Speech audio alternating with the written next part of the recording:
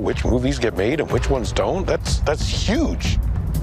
And I got into all this because, you know, I love movies, but now I have this fear that my job is to ruin them. The job is a meat grinder. I get it. You want to make great art. That's the new Apple TV Plus comedy, The Studio. It stars co-creator Seth Rogen as a Hollywood studio head who balances his love of cinema with the real demands of the job. It also features Emmy winner Catherine O'Hara as a recently canned predecessor who is always available for advice. And the legendary Canadian duo join us now. Seth, Catherine, nice to see you. Welcome to the morning show here in Canada. Oh, I'm jealous. I wish I was there. I know, thank you. Yes. No, thanks, Okay. We wish you were well, here too. Canadian. Yeah. I know, it'd be lovely. We're there in spirit. God bless you, Canada. Yes. Yeah. All right, Seth, this year, hard to believe, marks 20 years since the 40-year-old virgin, and undoubtedly, I'm sure you've seen a lot of things go on behind the scenes in Hollywood since. How much of your experiences as an actor and a producer involved in pitch meetings and such came into play creating this show? Tons. I mean, almost, I'd say every episode is like explicitly based on something we've experienced or something that happened to us. And we really wanted to make the show kind of tackle these different, themes and conflicts and, kind of benchmark events within the industry. You know what I mean? And so in general, it was, very much based on our real lives. Now, Catherine, the world. We all saw you and Seth presenting at the Golden Globes. You both were hilarious. And now we get to see you both in this. Chemistry is an interesting thing. We're still working on it. Yeah, we're getting there. When did you both realize you had it? Oh, we talk about it all the time. Oh, we talk about it all the time. 2 interviews ago, but I think it really locked into place. Portuguese Esquire is when it all happened. No, I mean, I don't know. I think actually we actually do get along, but chemistry can be faked, I think. Oh, honestly. you never know. You never know. Oh. Just because you like someone in real life, it doesn't mean you'll have good chemistry with them. Oh. And just because, even just because you have good chemistry behind the scenes, it doesn't mean you'll be good together in a thing. But I think when you're, thank God it worked out that way. We were shooting the first scene together, and it seemed to be going well. Scary and fun. It was very scary, but it seemed to work. Yeah. I like Seth. I really like Seth, so that helps. That does help. Yeah. But it's not necessary. No, it helps. No, it's good. And we're Canadian.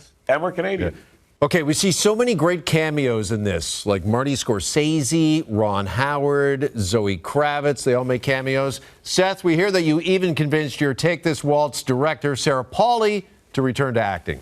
Yeah.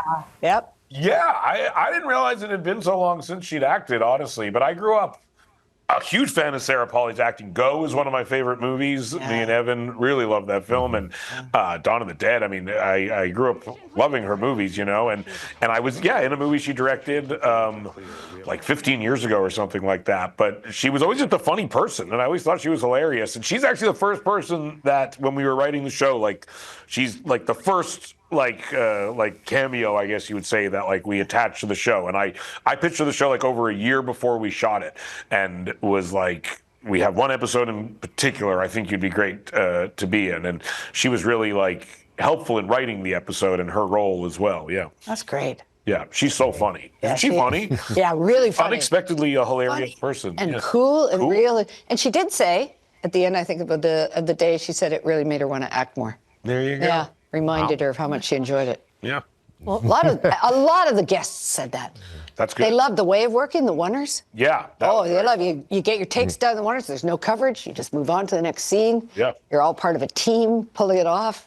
Yeah. That's a really fun way to work. Okay. This is for. There's no, we're still here. Now you guys talk. Well, that's how this works. Okay. Okay. You guys go. I'll direct the interview. Your character in this series is begrudgingly making a film about the iconic Kool-Aid brand. If season 2 were to be centered around an iconic Canadian brand, would you guys prefer the subject matter to be based on the Roots beaver, Sing wow. About Chicken or the Chapman's ice cream kit? Ooh, tough choice. Tough choice. That is a tough one. I don't know if we have some of those things on the west coast of Canada, if I'm being honest. I don't think I've seen that middle guy. Oh, but Roots is there. Roots we got. The Roots beaver would be a good one. Yeah. We could do a big live action Log Riders waltz.